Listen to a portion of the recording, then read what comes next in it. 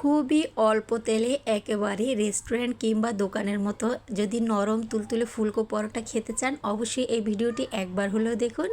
কোনো রকম baking powder বা কর্নফ্লাওয়ার ছাড়াই কিন্তু প্রত্যেকটা পরোটা হবে একেবারেই বালিশের মতো ফুলকো, তেমনই হবে কিন্তু একেবারেই তুলোর মতো নরম, আর হবে অসংখ্য লেয়ারযুক্ত।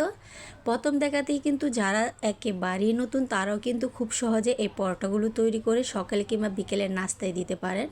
আশা করি রেসিপি আপনাদের খুবই ভালো লাগবে। পরোটা তৈরি করার জন্য প্রথমেই একটি মিক্সিং বলে এখানে আমি 1.5 কাপ পরিমাণ ময়দা নিয়ে নিলাম। আটা দিয়েও কিন্তু এই পরোটাগুলো তৈরি করা যাবে, কিন্তু ময়দা দিয়ে তৈরি করলে সবথেকে বেশি ভালো হবে।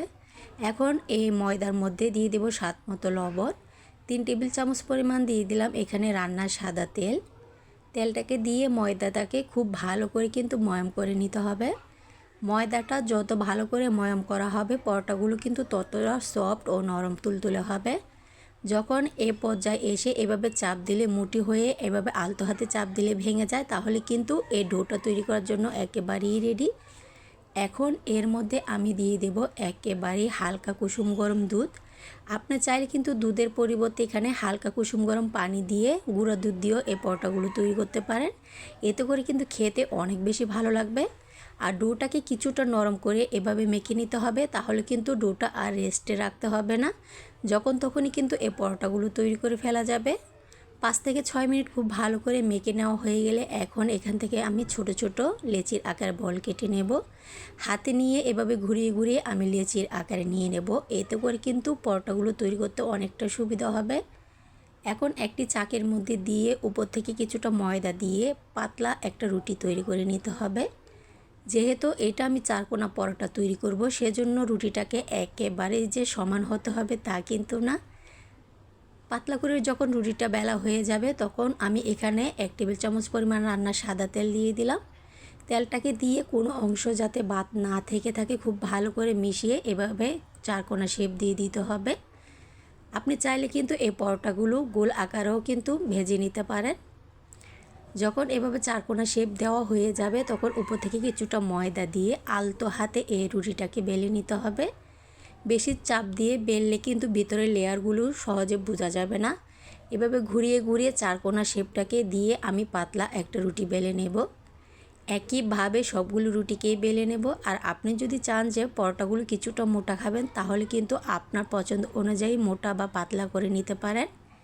পরোটা তৈরি করার জন্য একটি প্যান খুব ভালো করে গরম করে নিয়ে রুটিটাকে উল্টে পাল্টে প্রথমেই সেঁকে নিতে হবে। এতে করেও কিন্তু তেলের পরিমাণটা একেবারেই কম লাগবে।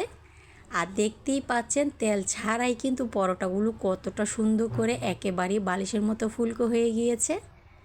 এখন এর মধ্যে আমি অল্প পরিমাণে কিছুটা তেল দিয়ে ঘুরিয়ে ঘুরিয়ে পরোটাটাকে ভেজে নেব।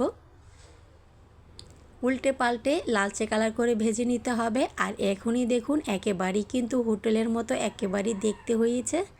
সবগুলো পরোটাই কিন্তু এই পদ্ধতিতে ভাজলে হবে একেবারেই তুলোর মতো নরম, আর সবগুলো পরোটা হবে ফুলকো।